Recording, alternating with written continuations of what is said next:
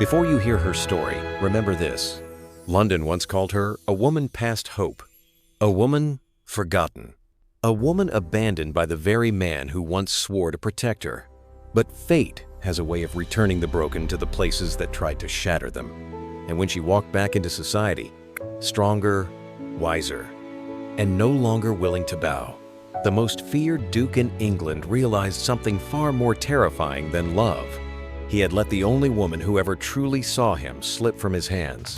This is not a story of forgiveness. It is the story of a woman who rose from humiliation to command a city, and the man who would burn his reputation to earn one more chance at her heart. Let the reckoning begin. Chapter 1. The Wound. Rain had a peculiar way of remembering things. It slid across the soot-stained windows of Hartleigh House, like fingers tracing old scars, gathering in trembling rivers before falling into the darkness below. Inside, the great mansion once her mother's now hummed with sharp whispers, clinking glasses, and the sound of her stepmother's triumphant laughter. Lady Eleanor Hartleigh loved two things: her mirror and the destruction of Eleanor. Eleanor stood near the marble staircase, gloved hands clasped tightly in front of her, trying not to tremble. Candles flickered above her like spectators, their flames leaning forward, hungry for scandal. Tonight, they would feast well. She had been summoned, not invited to her own family's masquerade ball. A strange cruelty, even for Helena, but Eleanor understood only when she descended the stairs and found every gaze turning toward her, every whisper erupting like sparks around her gown. She came after what happened. Good heavens, look at her, does she not realize? A woman her age should know when to surrender pride. Her age, 8 and 20. Not old, but old enough for the cruel math of the ton. Eleanor swallowed hard, lifting her chin with all the dignity she owned what remained of it. The candlelight softened her features, turning her brown eyes into shimmering pools, catching the quiet intelligence she had always tried to hide. Her gown was modest, lavender silk with tiny pearls stitched by her own hand. Helena had given her nothing but 2 servants and a locked sewing room. But Eleanor was used to making beauty out of scarcity. Until the Duke arrived. Helena's stepdaughter had once been promised something extraordinary: a future at Windermere Court, the ancestral home of Adrian Blackthorne, Duke of Evermere. A man whose name London spoke in lowered tones, a man feared in Parliament, respected in every private club, whispered about by widows and debutantes alike.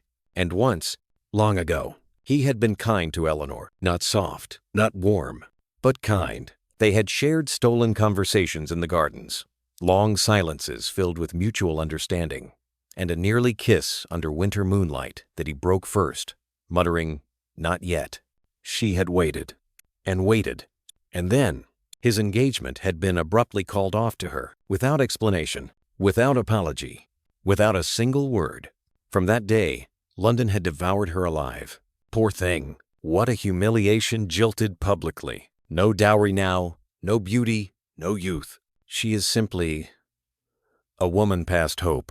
That phrase wrapped around her throat like a noose. Tonight, she learned Helena had invited the ton to watch the final tightening. Eleanor stood near the refreshment table, avoiding her stepmother's cold gaze. A footman approached with a chilled tremor in his voice. "Miss Hartleigh, Lady Helena requests your presence." At once. Helena never requested. She orchestrated. Eleanor followed him to the grand ballroom, where the orchestra fell silent the moment she entered. Every face turned toward her, including the Duke's. Adrian Blackthorne stood near the far column, black mask in hand, his tall frame cutting a blade-like silhouette against the candlelit walls. His eyes steel gray, sharp, unreadable, narrowed almost imperceptibly as he saw her. It had been 3 years since he last looked at her. Her breath stalled. Her heart misfired. She hated that it still reacted. Helena stepped into the center of the room with her poisonous smile. "Ladies and gentlemen, forgive the interruption," she crooned, voice dripping honey and venom. "I thought it only proper to address a small matter of confusion." Eleanor froze. "Oh, no." Helena lifted Eleanor's old courting fan, the one Adrian had gifted her before deserting her. "It has come to my attention that some of you still believed Miss Eleanor Hartleigh might soon secure a match, perhaps even—" She paused dramatically, gaze flicking toward the Duke. "With a certain nobleman." A ripple moved through the room.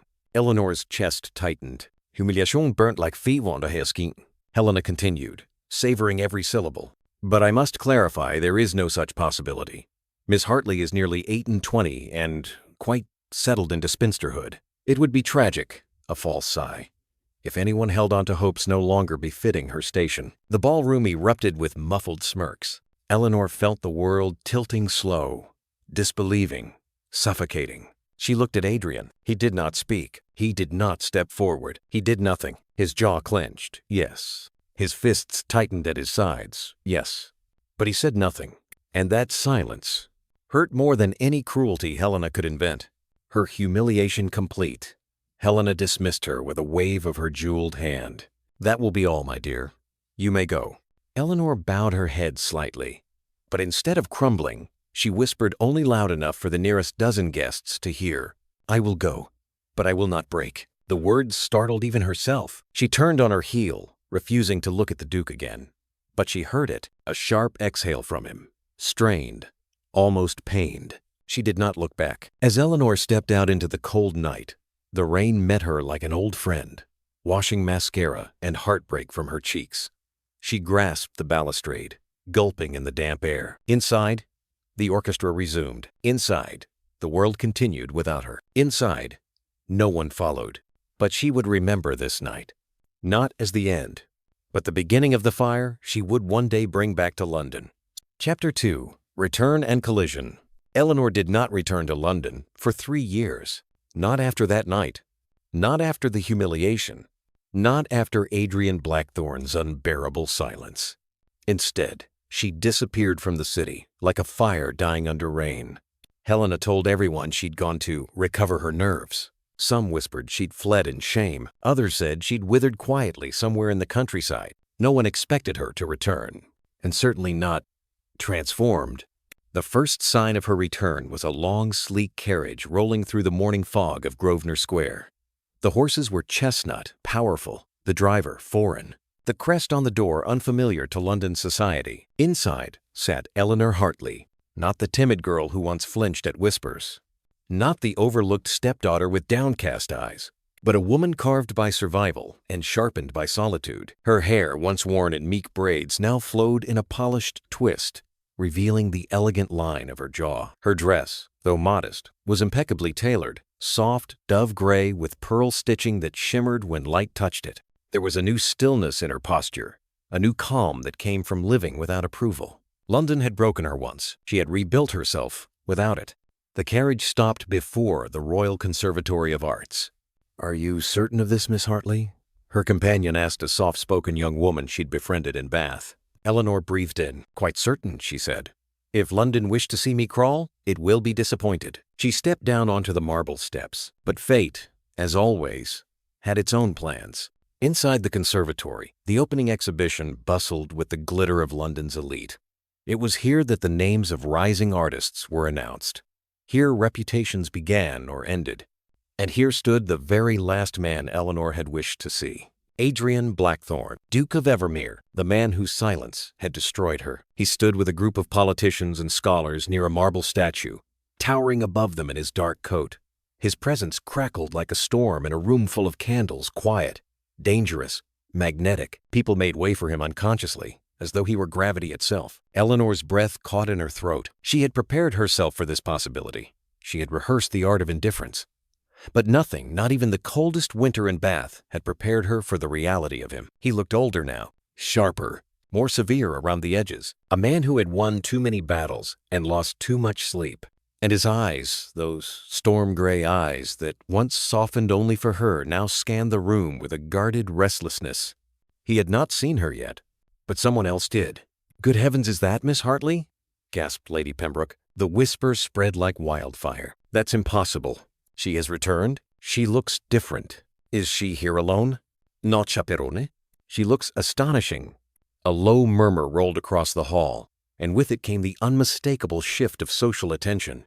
Conversations slowed. Fans paused, mid-sweep. The scent of scandal scented the air like spilled perfume, and Adrian heard it. He turned. Their eyes collided across the crowded hall. Eleanor stood perfectly still, chin lifted, shoulders square, refusing to drop her gaze first. He inhaled sharply, as though struck by something physical. Shock, recognition, regret, pain. all flickered through his expression in a single heartbeat. For a moment, the conservatory fell away. No society, no music, no whispers. Just two souls suspended in the echo of a wound that had never healed.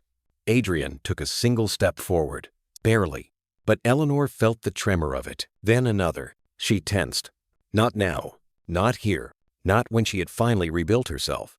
But he moved through the crowd with a deliberate inevitability, like a man walking toward destiny rather than choice.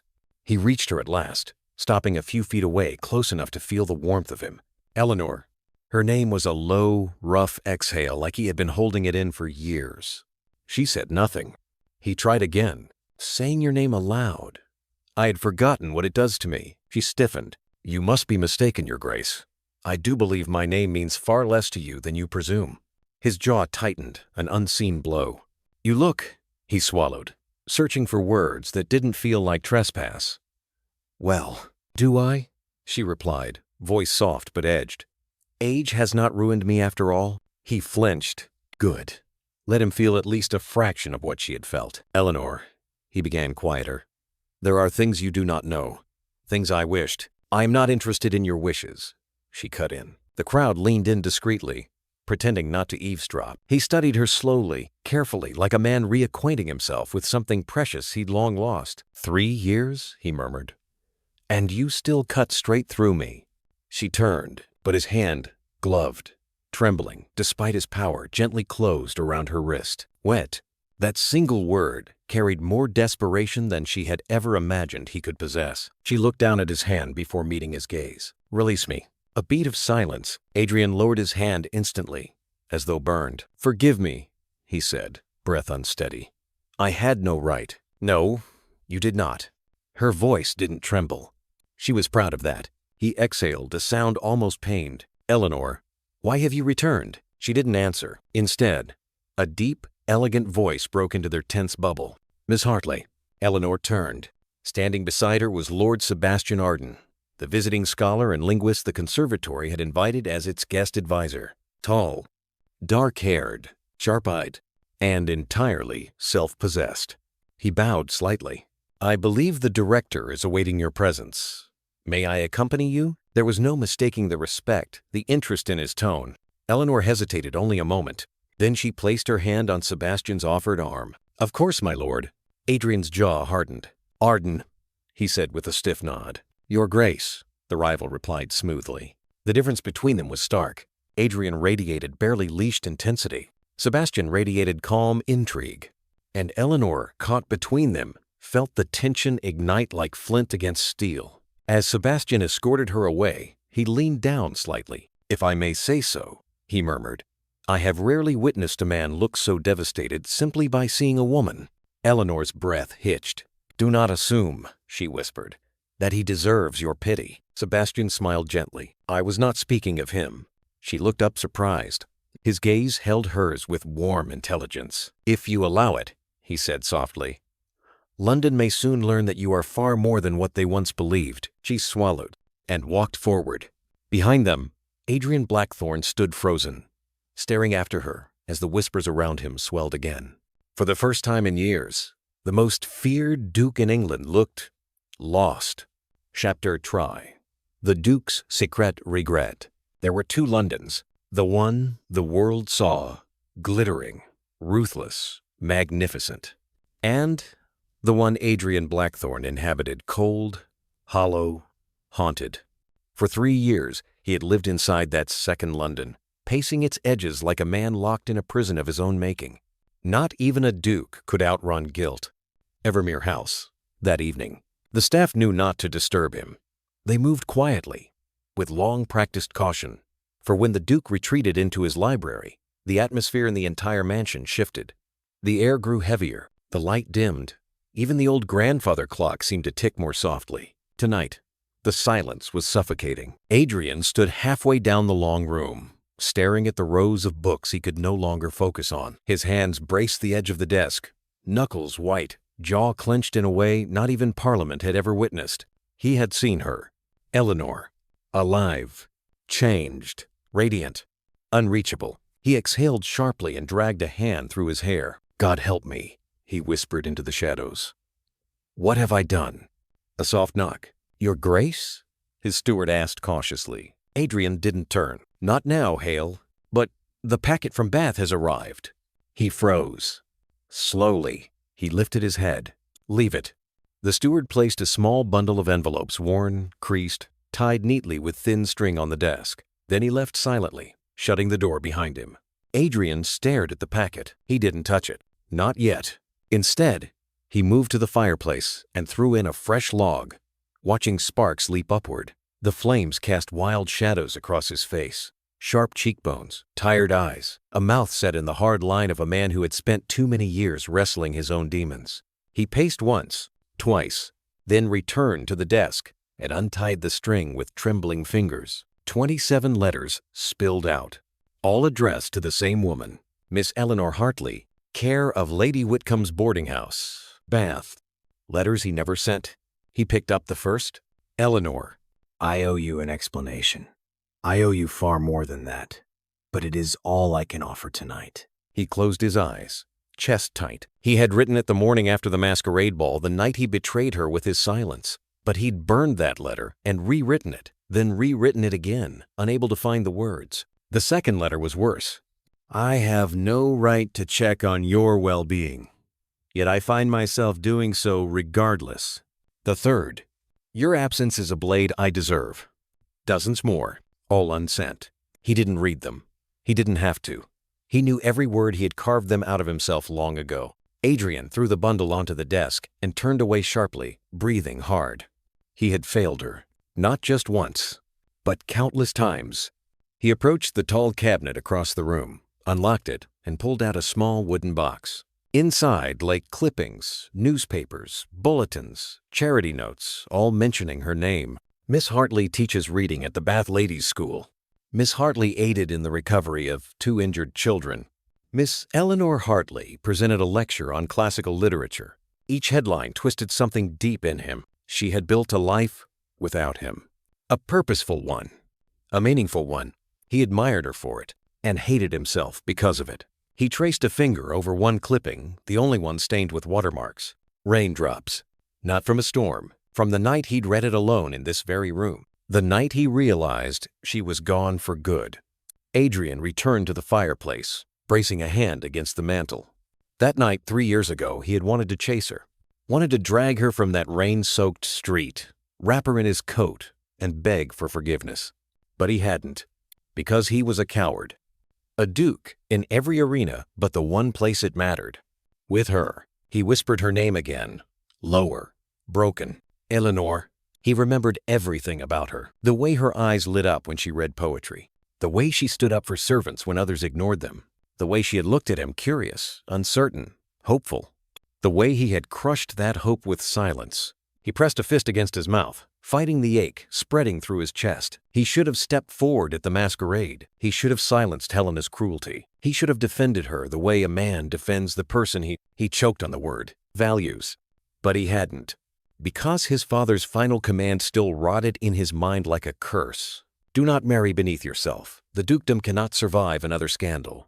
Adrian had lived his entire life under that shadow. The shadow of a father who cared more for reputation than humanity. Only now, years too late, did he realize he had become exactly like him. He sank into a leather chair, elbows on his knees, head bowed. His voice cracked into the empty room. She hates me. The truth was a blade, and she has every right to. No response came, just the whisper of fire and the ticking of the clock. Finally, slowly, he opened the last envelope in the stack. It wasn't one of his. It was one of hers. One she had written after leaving London. One she had sent.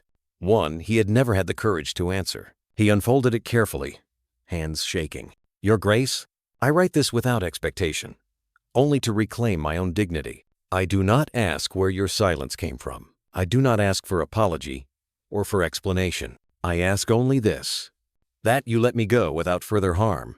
Please do not write. Please do not find me. Let me shape a life where your shadow cannot follow. Eleanor Hartleigh. His throat closed. She had begged him not to follow her, and he had obeyed because he believed she wanted freedom from him. Now, he understood the truth. She didn't want freedom. She wanted closure, and he had given her neither. A knock broke the silence. Hale again. Your Grace, forgive the intrusion, but there is news. What now? His voice was low, dangerous. Miss Hartleigh has been invited to the Duchess of Maryvale's spring gala. Adrian stood so sharply the chair scraped backward. The Maryvale Gala was the most ruthless court of judgment in London. Hale continued carefully. It appears Lord Sebastian Arden will be escorting her. A cold, sharp jolt shot through the Duke's chest. Arden, that scholar, with steady hands and calm eyes. The man who looked at Eleanor like she was a miracle. Adrian whispered, "Of course. Why wouldn't he?" His hand curled into a trembling fist. She returned. "With another man." Hale swallowed. "Your Grace, leave me." The steward obeyed at once. Alone again, Adrian walked to the window. Rain tapped against the glass, mirroring the night he had lost her. He whispered the words he never said aloud. "I never stopped loving you." A truth that had come too late. And yet, he felt a shift inside him, a spark of something dangerous, something determined. He would not lose her again. Not to reputation, not to cowardice, not to another man, not even to society itself. The Duke of Evermere stepped back from the window, jaw set, resolve hardening like steel. If he had to tear apart London to win her forgiveness, he would. Chapter 4.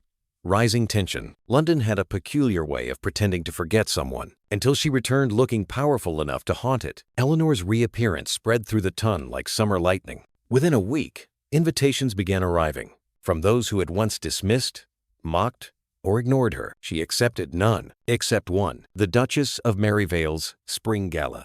Not because she desired society's approval, but because she intended to confront it, to show them that a woman past hope could walk into a ballroom with her spine straight, her dignity unshakable, and her future her own. But she did not go alone. Lord Sebastian Arden had insisted. The carriage ride to Maryvale House was quiet, but not tense, comfortable.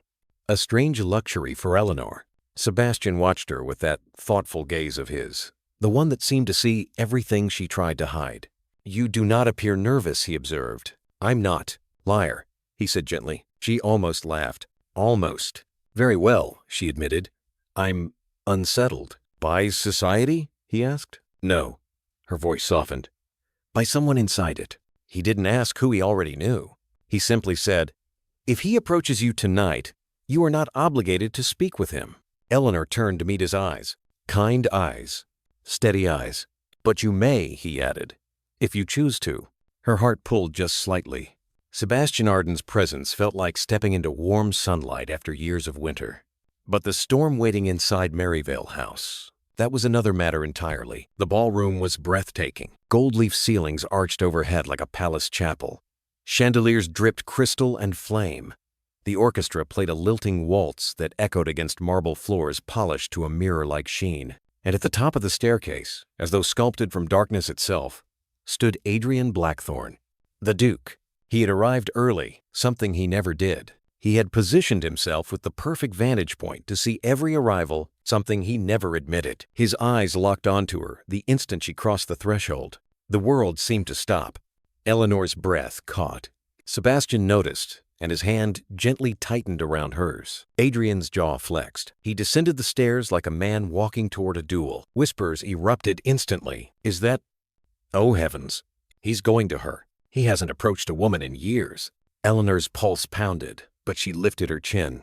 She had promised herself she would not be undone by him again. When Adrian reached them, he bowed slightly far deeper than necessary. "Lord Arden," he said coolly. A greeting so formal it felt like a slap. "Your Grace," Sebastian replied, unbothered. "You seem uncharacteristically attentive this evening." Adrian ignored the jab. His eyes, sharp, storm gray, barely restrained, settled on Eleanor.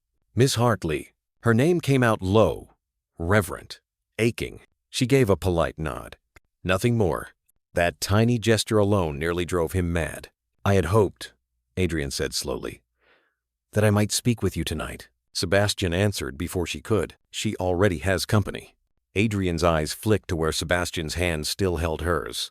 A silent war ignited between them. Two men, two very different kinds of power. "Miss Hartleigh may do as she wishes," Sebastian added calmly. Adrian's expression darkened, but he bowed his head. "The decision is yours, Eleanor." She drew a breath. I am here for the Duchess's exhibition, she said coolly. Not for personal conversations. Adrian swallowed hard. I understand. But he did not move. Come, Sebastian murmured, leading her away. Adrian watched them, muscles rigid, fingers curled against his palms. He had stormed battlefields with less fear than he felt right now. The Duchess's exhibition was a celebration of literature, art, and scientific inquiry. Eleanor found solace among the towering shelves, marble busts, and tables covered with manuscripts and sketches. Sebastian led her through an alcove lined with portraits. You recognize this style? He asked. She studied the brushstrokes, pre-Raphaelite influence, but with classical themes. His smile warmed. Exactly. He was impressed, and his admiration settled over her like a cloak of safety. When the conservatory learned of your work in Bath, he said softly, I was more than intrigued. I was moved. Eleanor blinked. My work? Yes. He gestured to a table nearby. The reading primers you created for the ladies' school. Your lectures on ancient epics. Even the charity pamphlet, your handwriting was unmistakable. Her breath stilled. You kept those? He met her gaze without hesitation. I kept everything. A blush rose to her cheeks. He stepped closer, just enough to feel his warmth. Eleanor, he murmured. There are few women in London whose minds command my attention. You are one of the rare ones. Her heart quickened. But before she could respond, a quiet voice broke through the air. Miss Hartleigh. She turned. Adrian stood at the edge of the alcove, shadows clinging to him like mist. He looked as though every step toward her was a battle. Sebastian tensed beside her. Your Grace, he said mildly. We were speaking. Then speak, Adrian replied evenly. I will wait. It was not a request. It was a vow. Eleanor's pulse fluttered. Sebastian leaned slightly closer to her ear. You do not owe him anything. But her heart had other opinions. Complicated ones. I know, she whispered. Sebastian didn't push further. If you wish privacy, I will return later.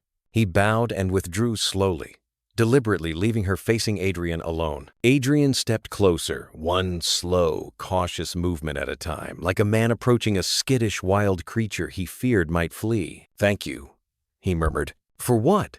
She asked. For not turning away. She exhaled coldly.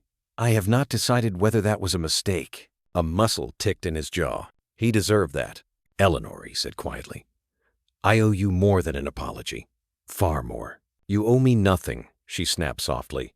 You taught me exactly what my place was. His eyes flashed with pain. That is not what I intended. Intention is irrelevant, she replied. Your actions were clear. He took a breath, shaky, unsteady. Would you walk with me? He asked. Just for a moment. No.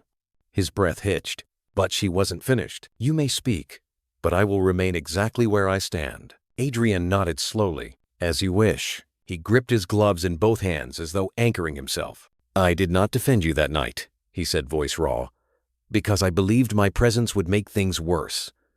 My father, he left me a reputation that was poisonous. I thought keeping distance would protect you. Eleanor stared at him, stunned and furious. Protect me, she whispered. By letting them slaughter me? He closed his eyes in anguish. Yes, that is not protection, she said. That is cowardice. He flinched violently. Eleanor. No. Her voice trembled with controlled fire. You may be feared in Parliament, in gambling halls, in every corner of London. But that night, Adrian Blackthorne, you were afraid of me, of choosing me, of what it would cost you. His breath left him. Say it, she demanded. Say the truth. He lifted his eyes to hers, broken, exposed. I was afraid, he admitted. Afraid of losing everything. Afraid of becoming my father. Afraid of ruining your life by tying it to mine. She stared at him, heart pounding, throat tight, eyes burning. And you did ruin it, she whispered. He inhaled sharply, voice cracking. I know. Silence trembled between them. But then softly, unexpectedly, he whispered, the moment I saw you today, I realized I have been lost for 3 years. Eleanor's breath shook. That is not my burden to fix. I know, he said softly. But it is mine to confess. Before she could speak, a footman approached. Miss Hartleigh, The Duchess requests your presence immediately. Sebastian lingered behind him, watching, waiting. Eleanor stepped back. Adrian's hand twitched as though to reach for her, but he didn't. He bowed instead, eyes glassy with unspoken words. "Please," he whispered so low only she could hear. "Do not walk away again." She swallowed hard. "I haven't decided yet." Then she turned and walked toward the Duchess, toward Sebastian, leaving Adrian standing alone in the alcove, shaking like a man who had just survived a battle, but lost the war. Chapter 5. Public Confrontation. Maryvale House had always been the epicenter of social ruthlessness, but tonight, the air felt unusually sharp, as though the chandeliers themselves waited for blood. Eleanor knew something was coming. She felt it in the way conversation stiffened when she walked past, in the way fans fluttered with unusual vigor, in the way Helena, her stepmother, materialized across the ballroom like a vulture sensing a dying creature. Helena should not have been here. She had not been invited. But women like Helena did not need invitations. They traveled on scandal alone. She approached with her daughter, Clarissa, in tow. Clarissa's smile was a weapon dipped in honey, her perfume thick enough to smother the truth. Eleanor's spine tightened.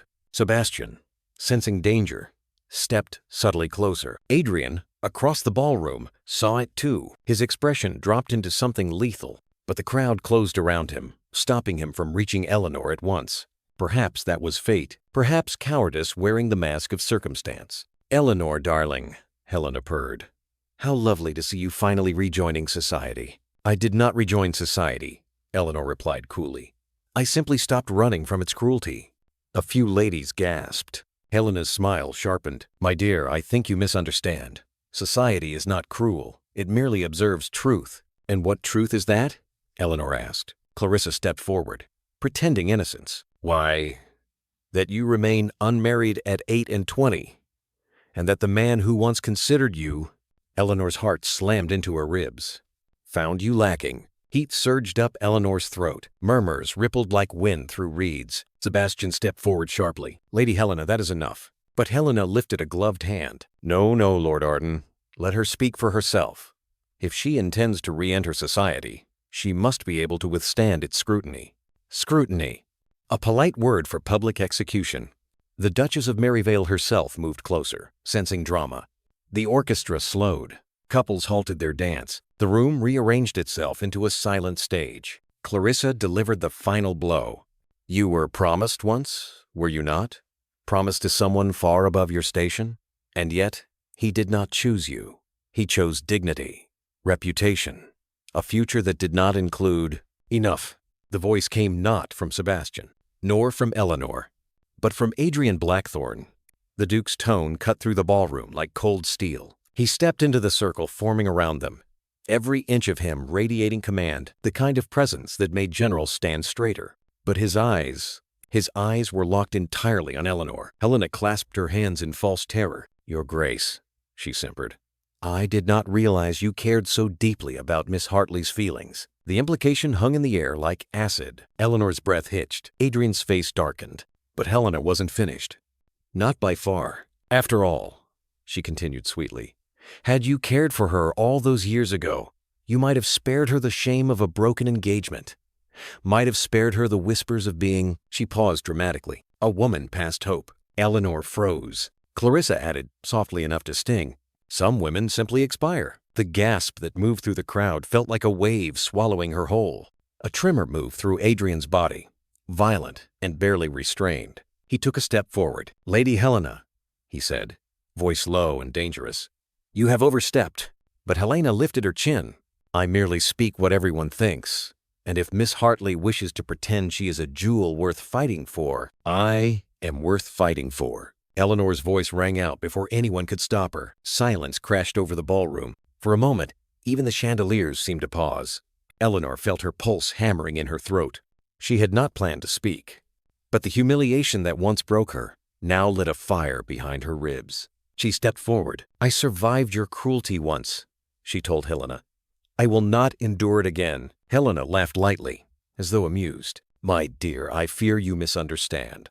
You are in no position to—" "Oh, I understand perfectly," Eleanor cut in. "You fear what I have become without you. You fear that I have returned not to grovel, but to rise. Als Stunde Huschfell. Sebastian's eyes warmed with admiration. Adrian's chest rose slowly, painfully, as though breathing her strength caused him both pride and agony. Helena's smile cracked. You dare address me with such tone? She hissed softly. Eleanor lifted her chin. I dare exist without your permission. A ripple of shock. A few approving murmurs, quiet, but present. This was not the timid girl they remembered. This was a woman forged by rejection. Then came the moment, the strike no listener expects. Helena's smile returned, wicked as a blade. Oh, and shall we discuss why you truly left London? She asked, voice raised for all to hear. Or should we let the gossip columns do it for us? Eleanor stiffened. I left because you pushed me out, she said. Because you stole my inheritance, dismissed my servants, and spread lies about my reputation. Truth, for once, became its own weapon. Helena blanched. Clarissa inhaled sharply. But the older woman recovered quickly. Nonsense. You left because no man would marry you. Because even a duke who once humored you saw the truth. Adrian lunged forward a step. Lady Helena, that a woman of nearly 30 has no place dreaming of marriage, affection, or desire. The ballroom gasped. Sebastian's hand curled into a fist. Adrian's breath trembled with rage. But Eleanor felt something break open inside her. Not pine, clarity. Slowly, deliberately, she turned to Helena. A woman is not a piece of fruit to ripen and rot at your convenience, she said, voice calm, but sharp as glass. And you cannot measure my worth by the attention of men, neither the one who failed me then, her eyes flicked briefly to Adrian, nor the ones who might choose me now. Helena's face drained of color. And, Eleanor continued, I will no longer allow you or anyone else to weaponize my age against me. The room erupted not audibly, but inwardly. Fans fluttered wildly. Men exchanged startled glances. Whispers rustled like leaves in a storm. Eleanor stood tall, chest rising, eyes blazing. For once, she was not the humiliated one. She was the conqueror. But then, the moment that cut deeper than Helena's words. A lady nearby murmured, too loudly to be accidental, if she were truly worth defending. One of those men would have spoken sooner. The implication pierced the room. Sebastian looked at Eleanor with fierce empathy. Adrian looked like a man stabbed through the ribs. His throat worked. His hands clenched. His breath shook. He wanted to speak. He wanted to defend her. But fear of exposure, of vulnerability, of making things worse, rooted him in place. Eleanor saw it happen. She saw him freeze. Again. Her heart fractured not violently but quietly, like the snapping of a thread stretched too thin. She whispered, barely audible, I see. Sebastian stepped instantly to her side. Eleanor, he said softly, allow me to remove you from this circus. She nodded. He offered his arm. She took it. They walked away, slowly, gracefully, commanding the room with their steadiness. Adrian watched them go, chest heaving, every instinct screaming at him to run after her. But for the second time in his life, he did not move, and Eleanor felt it. Her disappointment landed like a silent heartbreak. She left the ballroom not as a victim, but with the terrible certainty that the Duke of Evermere, the man who claimed to regret abandoning her, had just done it again. Chapter 6. Revelations. The rain began again the night everything broke open. It tapped softly at the windows of the modest townhouse Eleanor had rented in a quiet street off Bloomsbury, far from the grandeur of Mayfair, closer to the libraries and lecture halls she preferred. Inside, a fire glowed low in the grate. Books lay open on the small table, pages marked with careful notes. Her gown from the Maryvale Gala hung over a chair, still shimmering faintly in the lamplight. Eleanor sat on the edge of her narrow bed, fingers clasped so tightly her knuckles had gone white. The words from the ballroom still echoed. If she were truly worth defending, one of those men would have spoken sooner. She had stared directly at Adrian then, and seen it, the war inside him, the fear, the restraint, and the choice. He had chosen silence. Again. Her throat burned. A hesitant knock sounded at the door downstairs. Eleanor closed her eyes. Not tonight, she whispered to no one. Please, not tonight. Another knock, firmer this time. Her companion, a widowed cousin who managed the townhouse, poked her head into the room. There is a visitor, she said, voice tinged with curiosity and concern. A very important one. I am not receiving callers. Eleanor replied. He insists, her cousin said quietly. And Eleanor, it is the Duke of Evermere. Her heart stumbled. For a moment, the world narrowed to the sound of rain and the frantic beat in her chest. He should insist elsewhere, she managed. Her cousin hesitated. I can send him away if you command it. But her gaze softened. You have lived too long with questions. Is it wise to refuse answers now? Eleanor swallowed. No, it wasn't wise, but it might be merciful. Very well, she said at last. I will see him. In the sitting room. 5 minutes. Her cousin nodded and disappeared. Eleanor rose on unsteady legs. She changed quickly into a soft, dark blue gown, not ornate, not inviting. Her hair remained slightly mussed from the pins she'd loosened earlier. She left it that way. Let him see her as she truly was. Not prepared for him. Not arranged for his comfort. Just herself. She walked down the narrow staircase, each step a battle. In the small sitting room, Adrian Blackthorne stood awkwardly by the mantel, entirely too large for the space. The lamplight flickered over his dark coat, the stark line of his jaw, the tension in his shoulders. He looked wrong here. Too powerful, too proud. And yet, at this moment, he appeared anything but invincible. He turned at the sound of her footsteps. Eleanor. Her name in his mouth felt like a confession. She did not curtsy. She did not smile. She simply closed the door behind her and remained standing. You have 5 minutes, Your Grace, she said. Use them better than you used the last 3 years. He flinched. I deserve that, he murmured. And more. He took a breath, visibly steadying himself. I came, he began, because tonight I watched you stand in the center of a room that once tried to destroy you and remain unbroken. I watched you defend yourself where I should have defended you, and I realized that you had failed me, she cut in. You realize that tonight? His eyes met hers, raw and direct. No, he said quietly. I realized that I had failed you twice, and that if I did not speak the truth now, I would never be worthy of speaking your name again. Silence. The rain grew louder, as if pressing its ear to the windows. Eleanor folded her arms. Truth, she repeated. That would be a novelty, Your Grace. Do proceed. He winced at the use of his title. Please, he said hoarsely, call me Adrian. No. Her voice did not waver. You forfeited that when you watched me be humiliated and did nothing. His throat worked. Very well. He clasped his hands behind his back like a man preparing to face a firing squad. Do you know, he asked slowly, what my father left me when he died?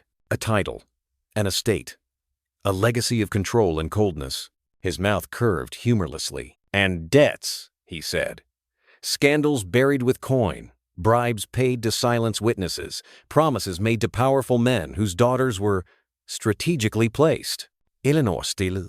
I inherited not just a dukedom, Eleanor, he continued, but a reputation so fragile that one misstep would have brought the entire estate crashing down, taking my tenants, my staff, my dependents with it. And what did that have to do with me? She asked. He looked at her, eyes dark with anguish. You were the misstep, he whispered. Her breath stuttered. He hurried on, words tumbling out now. When I asked to court you, my father was livid. He saw you as a nobody, a girl with modest connections, no great fortune, a stepfamily with social ambitions, but little true influence. He told me if I persisted, he would reveal his own crimes and blame them on my reckless infatuation with a nobody. He would ruin the title himself rather than watch it fall beneath its station. Eleanor's fingers dug into her arms. And you believed him? Yes, he said, because I knew what he was capable of. I had seen what he would sacrifice to maintain the illusion of power. He had already destroyed one woman's life before yours. Eleanor's voice softened despite herself. Your mother? She said quietly. He swallowed. He married her for her dowry, not her heart. When she protested his affairs, he painted her as unstable. When she tried to protect me, he had her quietly sent away. The Tun believed she was ill. In truth, he exhaled shakily. She died alone, afraid, discredited. Eleanor's chest tightened. I swore, Adrian whispered, that I would never bring that kind of fate upon another woman. Least of all, his voice broke, least of all you. She stared at him, throat thick. So you decided, she said slowly, that the best way to protect me was to let me be publicly ruined instead? His eyes closed briefly. "When my father threatened to drag your name through his scandals," he said, "I thought if I let the engagement quietly die, if I distance myself, the storm will fall on me and not you. I told myself that your pain would be temporary, that you would grieve, then recover, then marry someone safer, someone untouched by my father's filth." Tears burned at the back of her eyes, hot and furious. "And you never thought to ask me if that decision was acceptable?" He flinched. "No." "Did you ever consider," she continued, voice shaking, "that your silence allowed others to invent their own stories? That you, a man whose word carries the weight of law, permitted society to label me desperate, unwanted, ridiculous?" Adrian looked like each word struck him physically. "I thought," he said hoarsely, "that by not speaking, I was shielding you from greater scandal." She stared at him, disbelieving. "And tonight," she pushed, "at Maryvale? When Helena called me a woman past hope? When the room turned to you like a jury waiting for a verdict? What was your excuse then?" His composure cracked. "There is no excuse," he said. "Only fear. Old fear. Cowardice I thought I'd outgrown. I heard my father's voice in my head telling me to stay silent, to avoid entanglement, to preserve the dukedom at all costs. For one terrible moment, I was 20 again, standing in his study, watching him destroy my mother's name while I did nothing." His hands trembled. "And so you did nothing again," she said softly. "Yes." The admission hung between them like smoke from a gun. Eleanor's chest ached. "I am not your mother," she whispered. "And I was not your father's victim. I became yours." His face contorted. "I know," he rasped, "and I hate myself for it." She turned away, wrapping her arms around herself as though holding in something sharp. "I spent years," she said, "rebuilding a life in which your name did not burn my tongue. I taught children whose parents considered themselves too important to notice them. I wrote lectures that nobody expected a woman to write. I learned to stand on stages without shaking. And now you come here with your remorse and your explanations and expect what, exactly?" He stepped closer, but not so close as to touch her. "I expect nothing," he said quietly. "I deserve nothing. I came to give you the truth I should have given you then, and to say that every choice I made in the name of protecting you only proved that I did not trust your strength as much as I claimed to admire it." Her breath caught. "And now?" she asked. "Do you trust it now?" He held her gaze. "I saw you face Helena tonight," he said. "I saw you look at an entire ballroom and refuse to bow. I have never trusted anyone's strength more than I trust yours at this moment, which is why I will accept whatever judgment you pass."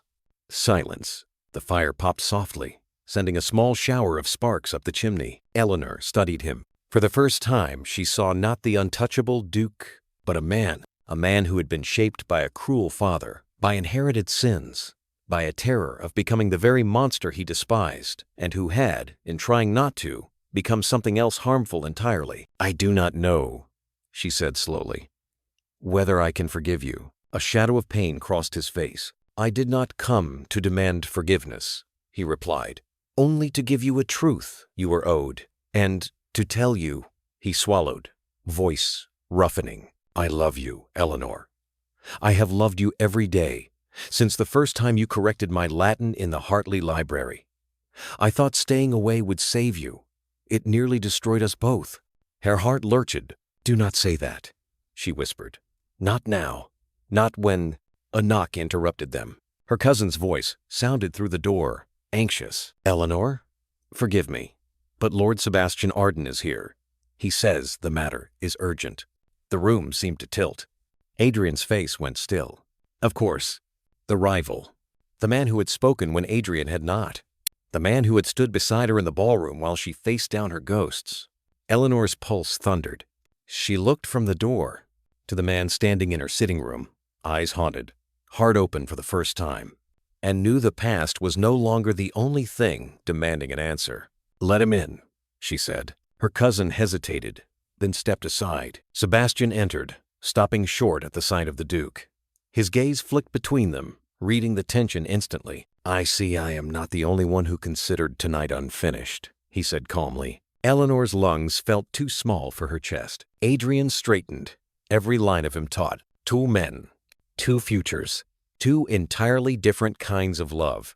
Sebastian's eyes softened as they settled on her. "Miss Hartleigh," he said quietly, "there is something I must ask you, and it cannot wait." Adrian's jaw clenched, his fingers curled into fists at his sides. Eleanor stood in the center of her small sitting room, the weight of her past on one side, the pull of her possible future on the other, and knew that whatever happened next, nothing in London would ever be the same. Chapter 7. The Rival's Offer. Sebastian Arden stood just inside the doorway, rain dripping from his dark coat, breath uneven as if he had hurried all the way from Maryvale House. His gaze, sharp, intelligent, unreadably calm, landed on Eleanor before flicking to the Duke beside her. Adrian did not move, but tension rippled off him like heat from a forge. Eleanor's heart hammered. "Sebastian," she said softly, "what has happened?" He took a step toward her, only one, but it shifted the entire world. "I need to speak with you privately," he said. Adrian stiffened. "She is not obliged to go anywhere with you." Sebastian didn't even turn his head. "I was speaking to her, Your Grace." Eleanor drew a careful breath. "No," she said. "No secrets. If you have something to say, say it here." Sebastian hesitated, uncertainty flickering across his features for the first time since she'd met him. "Eleanor," he said gently, "what I am about to ask is not something one utters in front of another man." Adrian's jaw tightened hard. "Then do not ask it," the Duke said, voice low, dangerous. Sebastian finally looked at him. "Do you presume to give her orders?" Adrian's eyes darkened. "I presume to protect her from manipulative timing." "And I presume," Sebastian replied evenly, "to give her a choice you have proven incapable of offering." Eleanor held up a trembling hand. "Enough." Both men bent silent. She swallowed. "Sebastian," she said quietly, "you may speak." He exhaled, slow, steadying. Then he stepped closer, not threateningly, but with purpose. "I did not come here intending to do this tonight," he began. "But after what happened in that ballroom and after watching you walk away with such dignity, I realized something with absolute clarity." His voice deepened. "You deserve a life built upon respect, not regret. You deserve constancy, not waiting. You deserve a partner who does not hesitate when you are under attack, who does not vanish when the world turns cold." Adrian's breath left him in a rough exhale. Sebastian continued, "I cannot pretend I have known you as long as he has, but I can say this with honesty. In the short time since your return, I have seen more of your worth than society ever bothered to notice." Eleanor felt her pulse flutter. Her throat tightened. He took another careful step. "And so, Eleanor," he said softly, "I offer you something simple and sincere." The room stilled. Adrian went pale. Sebastian's next words were gentle, devastating, hopeful. "Marry me." Eleanor's breath caught entirely. Her fingers curled into her skirts. The world seemed to tilt. He continued quickly, earnestly. "I do not ask for an answer tonight," he said. "I do not even ask for affection. I ask for the chance to earn it. We could build a life founded on mutual respect, shared purpose, and safety. I admire you deeply, and I would treat you as an equal in every sense." His eyes warmed. "I would give you freedom, Eleanor. A partnership. A life unmarred by scandal or hesitation." Silence. Deep, ringing silence. Adrian looked as though he'd been struck. His voice broke the air, raw and unrestrained. "She does not love you." Eleanor turned sharply. "Adrian." "No," he said, stepping forward, eyes burning. "No. Let him offer what he thinks he can. But let us not pretend this decision is about safety or respect. It is about pretending your heart is something it is not." Sebastian replied coolly, "Better a safe heart than a shattered one." Adrian's control snapped. "I would burn half of England to keep her from shattering." Eleanor's breath trembled. Sebastian's brow lifted. A duke's threat. How familiar. Adrian's fists clenched. "This is not about rank," he growled. "This is about the truth." "And what truth is that?" Sebastian countered. Adrian turned to Eleanor slowly, reverently. "This," he whispered, voice reverent and broken, "is the woman I love, the woman I failed, the woman I would spend the rest of my days trying to become worthy of." Her knees weakened. Sebastian watched her carefully. "Eleanor," he said gently, "you do not have to choose a man who makes you bleed simply because he now wishes to heal you." Adrian inhaled sharply. Sebastian stepped closer to her, close enough that she felt his quiet steadiness. "I offer stability," he murmured. "Respect. Admiration that does not waver. Adrian stepped forward too, every motion taut, desperate, restrained only by the thin thread of his honor. "And I offer," Adrian whispered, "the kind of love that does not die even when you demand it to." Lightning flashed across the window. Thunder rolled deeply behind it. Eleanor felt her chest tighten painfully. Two men, two futures, two versions of herself. "Eleanor," Sebastian said softly, "choose the life you deserve." "Eleanor," Adrian said at the same time, voice breaking, "choose the life you want." Her breath shook. Tears burned hot at the corners of her eyes. She whispered. But she couldn't speak. Not yet. Not like this. Her voice finally emerged, cracked and trembling. "I cannot answer either of you tonight." Sebastian nodded respectfully. Adrian closed his eyes in pain. "I need time," she said, stepping back from both of them. "Time to think. Time to breathe. Time to understand what I want for myself, not what society expects of me, and not what either of you wants from me." Sebastian bowed his head. "I will wait," he said simply. He stepped toward the door, pausing only once. "Whatever you decide," he murmured, "you will not face judgment from me." Then he left. The door clicked softly behind him. Eleanor turned back toward Adrian, but found him already watching her with an expression so raw it almost undid her. "I meant every word," he whispered. "I know," she said softly. "But love," she added, voice steadier now, "is not enough to erase harm." His breath hitched. "I don't ask you to forget, only to let me try." She shook her head gently. "I need space," she whispered. "A pause." Then quietly, "Please go." He swallowed hard. His throat bobbed. "As you wish." He bowed, not as a duke, but as a man stripped bare. And then he left her townhouse, stepping out into the rain where thunder drowned the sound of his heart breaking. Eleanor closed the door, her hand pressed to her chest. She had not lost either man, but she had not chosen either. And for the first time in her life, the choice was hers. Chapter 8. Heroes Humbling. For 3 days, London whispered. For 3 days, rumor spread like wildfire through drawing rooms, clubs, and tea tables. Miss Eleanor Hartleigh had 2 suitors. One was the most feared duke in England, the other a brilliant rising scholar. And neither had her answer. Speculation turned feverish. She will choose stability. She will choose passion. She will choose rank. No, she will choose freedom. She will choose ruin. She will choose brilliance. Yet no one dared predict the truth. Eleanor Hartleigh would choose nothing until she saw who chose her. But fate pushed faster than she expected. On the 4th morning, a crisp cream envelope arrived at Eleanor's townhouse. The seal blue wax, stamped with an ornate M, belonged to the Duchess of Maryvale. Eleanor broke it open. Her breath caught. "Miss Hartleigh, an incident last night at my home concerns you directly. I urge you to come at once. Your presence is essential." Maryvale. Her stomach tightened. "An incident?" she whispered. She prepared immediately. The Duchess's private salon was filled with tension thick enough to taste. Several society matrons sat rigid on the chaise lounges. Footmen paced nervously. A handful of younger debutantes whispered behind gloved fingers. But all fell silent the moment Eleanor entered. At the far end of the room stood the Duchess herself, and beside her, Adrian Blackthorne, Duke of Evermere. Eleanor's breath caught. He looked different today, not merely troubled, determined, like a man with something to burn. "Miss Hartleigh," the Duchess greeted her. "Thank you for coming so swiftly." "What has happened?" Eleanor asked softly. The Duchess glanced toward Adrian. "His Grace has something to say." Eleanor's heart hammered painfully. She turned toward him, spine straight, chin lifted. "Your Grace," she said, voice cool. Adrian drew a slow breath, and then did the unthinkable. He dropped to one knee. Gasps tore through the room. A duke, a man whose pride was legend, kneeling for anyone, let alone a woman's society once mocked. Thunderous. Eleanor froze. "Adrian, what are you doing?" "Humbling myself," he said quietly, "before the only woman whose opinion has ever mattered to me." The Duchess swallowed. The matrons clutched their pearls. Someone whispered, "Good heavens!" Eleanor felt her knees weaken. His voice carried across the salon. "I have wronged you, Eleanor Hartleigh, twice, and it is not enough to confess it behind closed doors. My sins were public. My cowardice was public.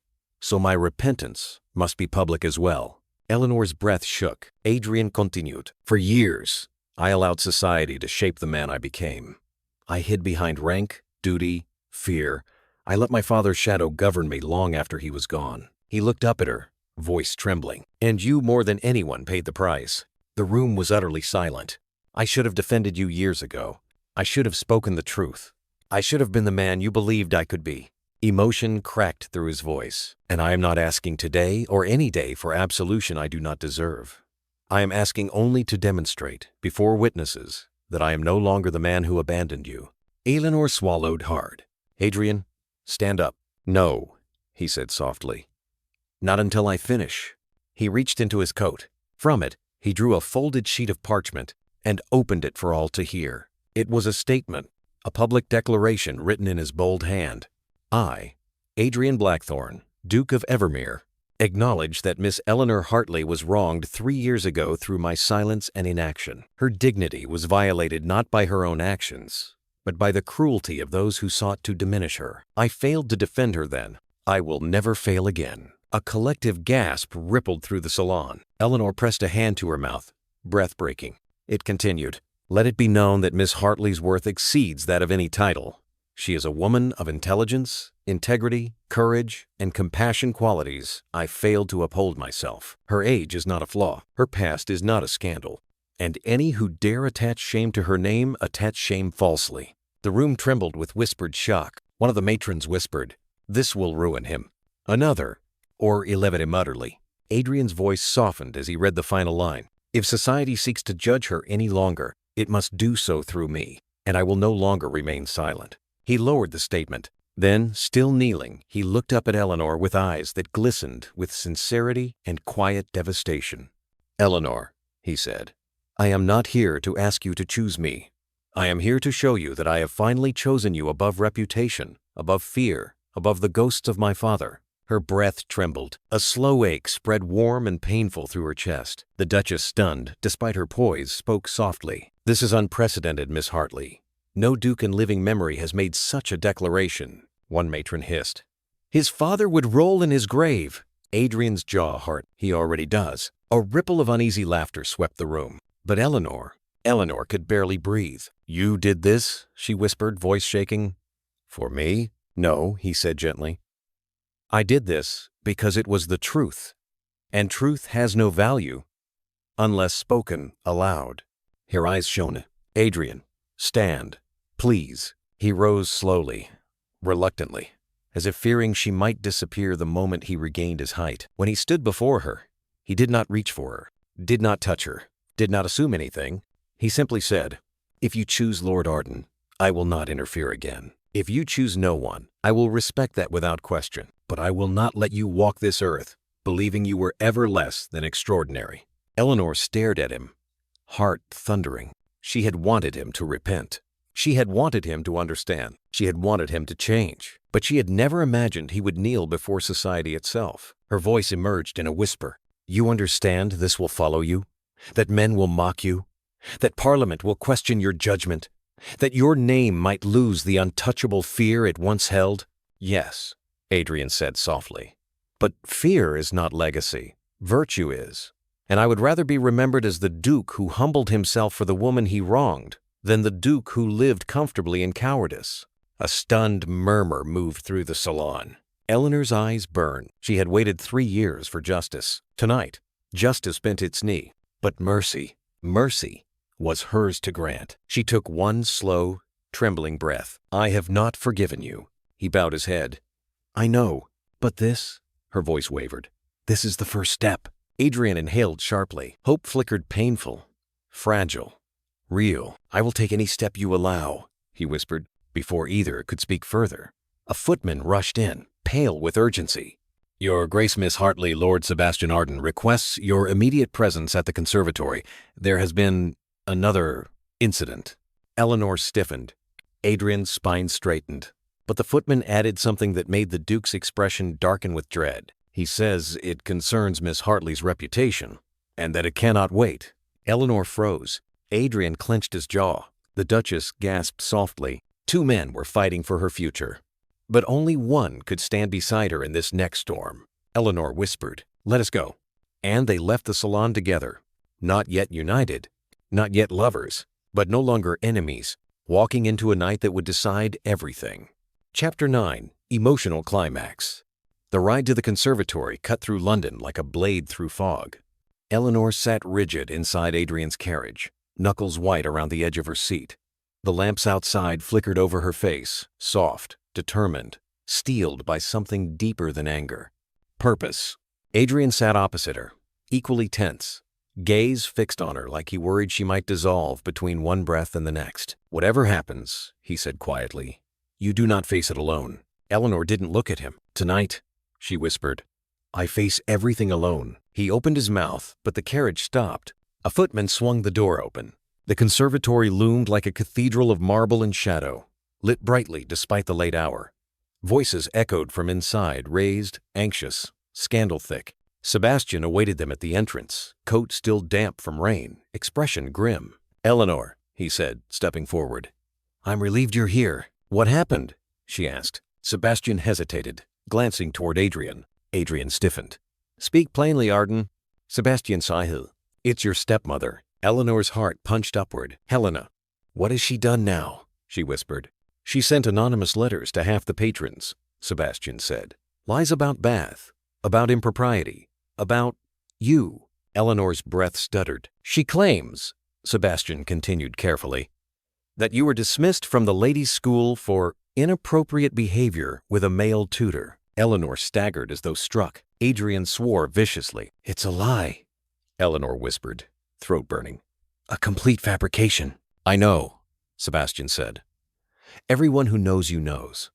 But the conservatory received another letter, urging them to remove you from your volunteer instructing and bar you from academic circles." Eleanor's pulse hammered. "And tonight," Sebastian finished, "the board convened an emergency hearing. They are inside, waiting for your response. If you do not speak, they will assume silence is admission." Eleanor closed her eyes. Her stepmother had not simply humiliated her. She had attempted to bury her future. Sebastian stepped forward gently. "I am here to defend you," he said. "I will address the board myself, if you wish." "No." Adrian's voice cut through the air, cold, sharp, and final. Eleanor turned. Adrian's eyes looked carved from storm clouds. "No, man," he said quietly. "We'll speak for her tonight." Sebastian stiffened. But Eleanor felt something bloom in her chest. A spark. A truth. She nodded once. "You are correct," she whispered.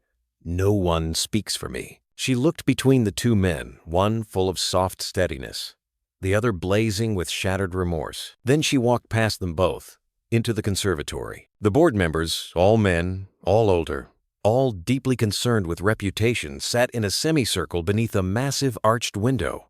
Moonlight spilled through it, painting the marble floor silver. Dozens of witnesses hovered in the gallery. Scholars, patrons, matrons, and Helena. Helena stood near the back, veiled in faux concern, her daughter Clarissa at her side. Eleanor felt something ancient and fierce tighten inside her. Not fear, rage. She stepped into the center of the room. A board elder cleared his throat. "Miss Hartleigh, accusations have been made." Eleanor held up a hand. "To what end?"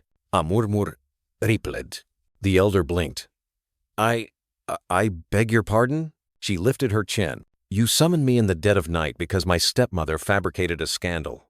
Why? What is it you fear? That a woman nearing 30 might teach reading to young girls? That she might inspire thought without permission? That her existence threatens the fragile architecture of your society?" The room fell into stunned silence. Sebastian's lips parted in quiet admiration. Adrian's heart collided with his ribs. Eleanor continued. "My stepmother has lied. Not just tonight, but for years. She lied about my inheritance. She lied about my engagement. She lied because a woman who cannot control her own daughter seeks to control younger, weaker ones." Helena inhaled sharply. "Miss Hartleigh," Clarissa hissed. But Eleanor spoke over her. "You spread poison because poison is all you have. You seek power because you have none within yourself." Gasps whispered through the gallery. Eleanor turned back to the board. "I left London at 25 because you let Helena humiliate me. I returned at 28 because I no longer require your permission to exist." Her voice grew steadier, stronger. "You may believe my age diminishes me. You may believe a woman past her debut has lesser worth. You may believe I should be grateful for contempt disguised as structure." She paused, then spoke the line that would echo through London for years. "But I will teach young girls what society fears most, that a woman's value does not expire." The room erupted not in applause, but in shock. A tremor moved across Helena's face. Clarissa whispered frantically to her mother, "Do something." Eleanor continued, "You ask whether I engaged in impropriety. I ask whether you have ever questioned the impropriety of men who shame women into silence." The board stiffened. "You ask if I am fit to teach.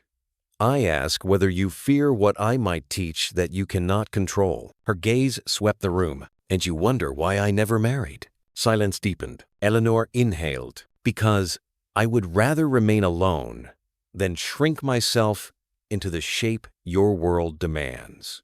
Her voice dropped to a knife's whisper. "But I am not alone." The gallery turned as one toward the back of the hall. Adrian had stepped forward. He did not speak.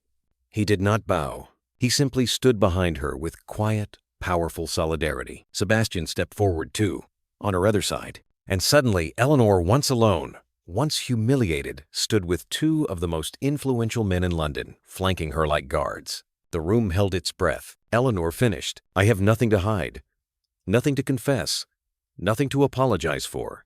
If you wish to bar me from this institution, do so. But know this, it says nothing about my character and everything about yours." The elder board member exhaled shakily. "Miss Hartleigh, we require a recess." He stood. Adrian stepped closer to her, just behind her shoulder, but did not touch her. "You were magnificent," he whispered. Sebastian nodded quietly. "You have changed the tone of this room forever." Eleanor let out a breath she'd been holding for years. "I'm not finished." She turned and walked toward her stepmother. Helena's perfect mask cracked. "What have you done?"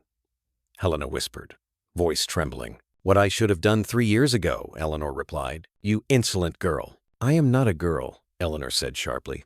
"And I am not yours. Not your property, not your puppet, not your competition for attention or beauty." Helena flushed deeply. "How dare you?" "You ruined my name," Eleanor said, stepping closer. "You stole my inheritance. You destroyed every chance I had. But you made one mistake, Helena." Helena swallowed. "You taught me exactly what cruelty looks like. And once someone recognizes cruelty," Eleanor's voice softened to a deadly whisper, "it can never control them again." Helena's breath caught. Clarissa clutched her mother's arm. "You will regret speaking this way," Helena hissed. "No," Eleanor said. "I regret waiting this long." The room erupted with murmurs. Eleanor stepped back as the board returned. The elder spoke. "Miss Hartleigh, the conservatory finds the accusations baseless. You are exonerated entirely." A collective exhale spread. "And further," he said, voice wavering with newfound respect, "the board would like to invite you to present a public lecture at the end of season exhibition. A keynote speech." Eleanor blinked. "A speech?" she whispered. Adrian felt pride swell in his chest. Sebastian smiled warmly. The elder nodded. "Yes. Tonight proved you command an audience better than any scholar among us." Eleanor steadied herself. "Thank you."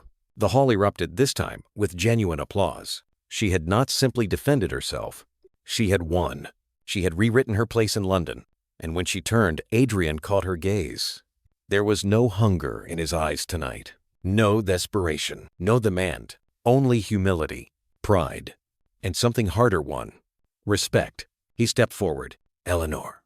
His voice was low, reverent. "Tonight, you became the woman I always knew you were meant to be. Not because of me, not because of anyone, but because of yourself."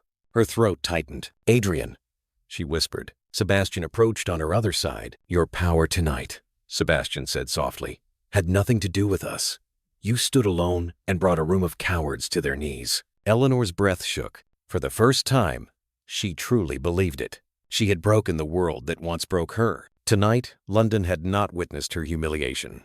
London had witnessed her rebirth. And now, the choice before her was no longer between two men. It was between two futures. Chapter 10. Slow Burn Resolution. London did not sleep that night. Whispers of Eleanor Hartleigh's triumph spread across the city faster than gossip had ever traveled. By dawn, every breakfast table hosted the same conversation. Did you hear what she said? She shamed the board into silence. She faced her stepmother like a queen. And the Duke on his knees? The scholar too. Which will she choose? For once, Eleanor did not care what London whispered. She sat alone in the quiet glow of her townhouse parlor, the rising sun casting gold across the rug. Her hands were wrapped around a cup of tea she had not touched. Her body felt light. Her mind felt heavy.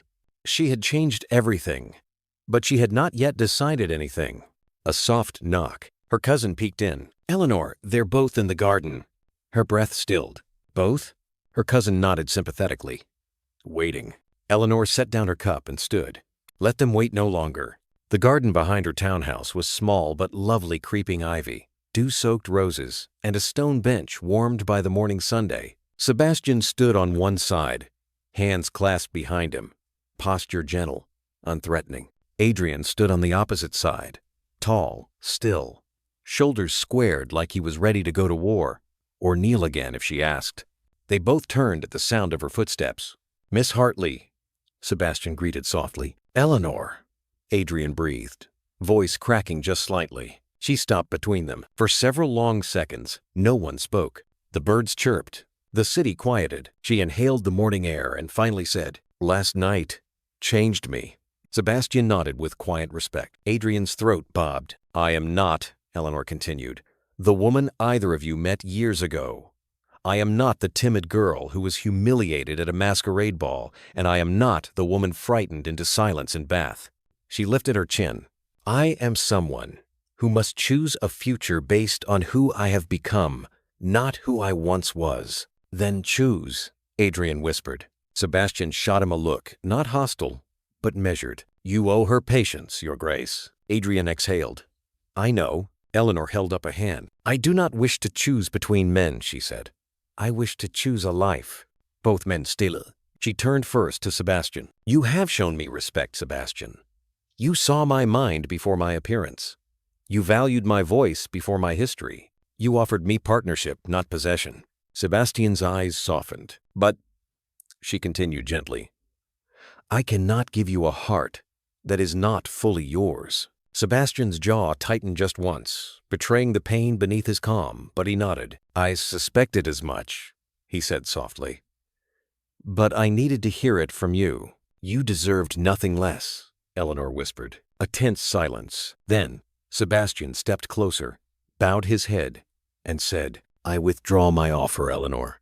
Not because you rejected me, but because you deserve a man whose heart runs toward you without hesitation." He glanced toward Adrian. "And I believe he has spent every moment since losing you trying to catch his breath." Adrian blinked, emotion rushing into his expression. Sebastian straightened, turned to leave. "But posed." And Eleanor, "Yes? Never doubt this," he said. "If he hurts you again, I will personally drag him from whatever throne he hides behind." It drew a shocked laugh from her, and even a tight, reluctant smile from Adrian. Sebastian left through the garden gate. A chapter closed. A cleaner, kinder man walked away. And now, only one remained. Adrian stood perfectly still, as though one wrong movement might shatter the world. When he finally spoke, his voice was low. "I do not deserve this moment." "No," she agreed, "but you have reached it." He swallowed hard. "Eleanor, I am still learning how to be a man who does not fail the woman he loves." "And I am still learning," she replied gently, "how to be a woman who does not diminish herself to be chosen." He closed his eyes briefly. "I love you," he whispered, "but I will not use those words as a plea or a chain. Tell me what you want. Tell me your terms. Tell me how to earn the right to stand beside you." Her lips parted. "I want partnership," she said. "Not protection that suffocates me, not silence that wounds me, not a future written by fear." "Yes," he breathed.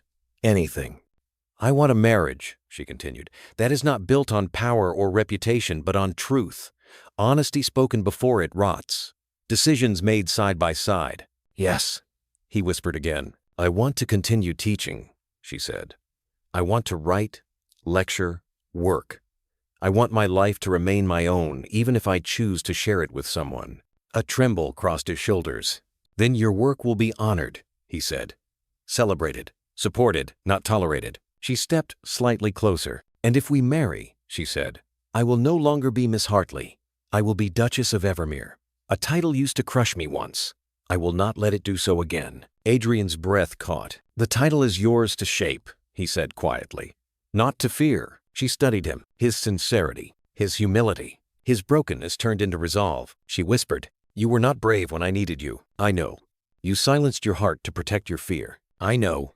You let me walk into storms you should have shielded me from. He bowed his head. I know. And now, she finished softly, you kneel before storms that are not yours, because loving me finally matters more than fearing the world. He lifted his eyes to hers, raw, glassy, reverent. Eleanor, he said hoarsely, I would kneel before 1,000 storms if it meant standing beside you in the Sunday. Her heart broke open, not in pain, but in clarity. She stepped closer, close enough that he could feel her breath, close enough that his hands twitched with the urge to touch, but did not. Adrian, she whispered, if I choose you, it is not because you begged.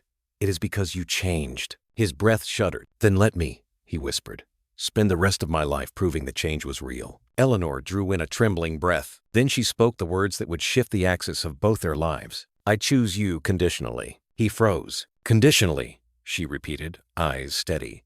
We will not marry immediately. We will rebuild trust, slowly, honestly, publicly when needed, privately when essential. His voice cracked. Yes, he breathed. Whatever pace you ask, you will not overshadow my work. Never.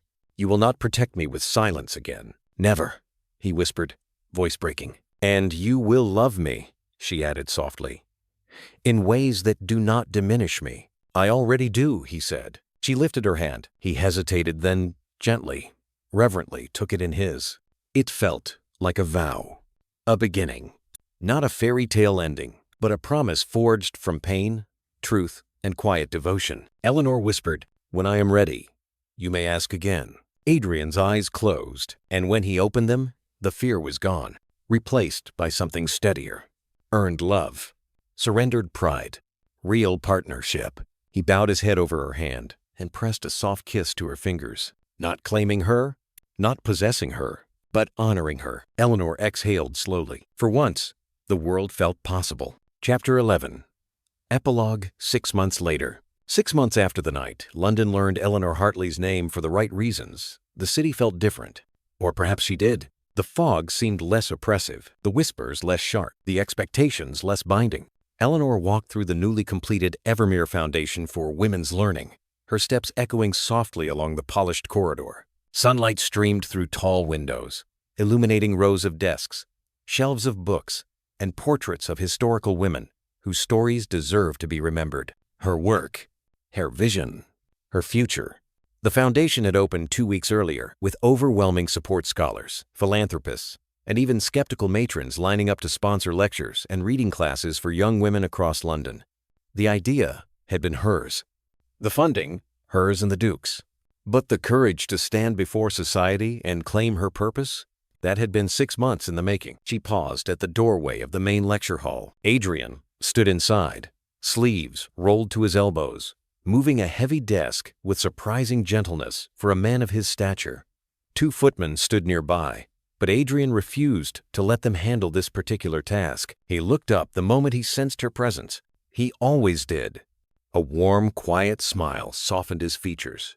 You're early, he murmured, crossing the room to her. You're sweating, she replied, amused. That is the natural consequence of moving furniture the size of small carriages. She lifted a brow. You do know you are a duke? He leaned in slightly. Also your partner. Titles do not move desks. Her lips curved. This was what their life together had become. Uncomplicated honesty, shared work, gentle humor, and the kind of intimacy that did not require grand gestures to feel grand. Adrian offered his arm. Walk with me. She took it. They strolled through the quiet hallways, sunlight warming their steps. How do you feel? He asked softly. Like I have become the woman I once wished I could be. You've surpassed her, he murmured. Eleanor laughed under her breath. You flatter me, Adrian. No, he replied simply. I worship truth, not flattery. A silence settled warm, familiar. Their relationship had unfolded slowly, intentionally. Weekly walks, long discussions, moments of tension followed by gentle repair, and always, always, the promise that she set the pace. 3 months in, he had asked for permission to kiss her. She said yes. 4 months in, she asked him to stop kneeling when he apologized. He said he would try. 5 months in, he moved his political meetings to the evenings so he could attend her morning lectures. She pretended not to notice. He pretended she hadn't noticed. Now, 6 months in, Their partnership felt less like learning to walk and more like learning to dance. At the entrance hall, Eleanor paused. The donation board stood newly installed on the wall, carved in polished mahogany, listing patrons of the foundation. At the top read, "The Eleanor Hartleigh Scholarship for Women of Merit, founded to honor the strength, resilience, and brilliance of women whose voices deserve to be heard." Eleanor inhaled softly. "You did not have to include my name," she murmured. "I did," Adrian said, "because this is yours. I only stand beside you." His hand brushed hers, a gentle request rather than a grasp. She entwined her fingers with his. "Eleanor," he said quietly, "may I ask you something?" She laughed. "You may ask anything. Whether I answer is another matter." He smiled, that vulnerable, boyish one she saw only in private. "I want to ask again," he said, "but only when you are ready." Her heart fluttered not with fear this time, but with certainty. She took a long breath, then turned to him fully. "I am ready." For a moment, he simply stared as if afraid to breathe, afraid she might vanish between heartbeats. "Truly?" he whispered. "Yes," she said. "But before you kneel." He froze. "Do not kneel," she added gently. "Not for me. Not anymore. Love should not require humiliation, even voluntary." His chest rose in a trembling breath. "Then how?" he asked quietly, almost reverently. "Shall I ask the most important question of my life?" "Standing," she said, smiling softly, "as my equal." His eyes glistened. He took both her hands, his voice low and certain. "Eleanor Hartleigh, will you marry me as my partner, my counterpart, my fiercest critic, and my greatest joy?" Tears warmed her eyes. "Yes," she whispered. "I will marry you." He exhaled a sound like a man finally allowed to breathe after years beneath water. He kissed her, slow, soft, reverent. The kind of kiss that didn't claim, didn't demand, only promised. A promise long earned. When they parted, he rested his forehead against hers. "You changed my life," he murmured. "You changed with me," she replied. He pulled back slightly, voice thick with emotion. "Eleanor," he whispered, "you are the woman I would choose in every life, in every version of myself, even the broken ones." Her voice trembled. "And you," she whispered, "are the man I did not need to save. Only the man I needed to see choosing to save himself." Outside, the bells of Street James tolled the hour. Inside, two people who had been shaped by wounds and rebuilt by courage stood together in sunlight, sharing a future forged from truth. "Love is not rescue," Eleanor whispered. "It is recognition." "And I recognize you," Adrian replied, "in every storm." The end.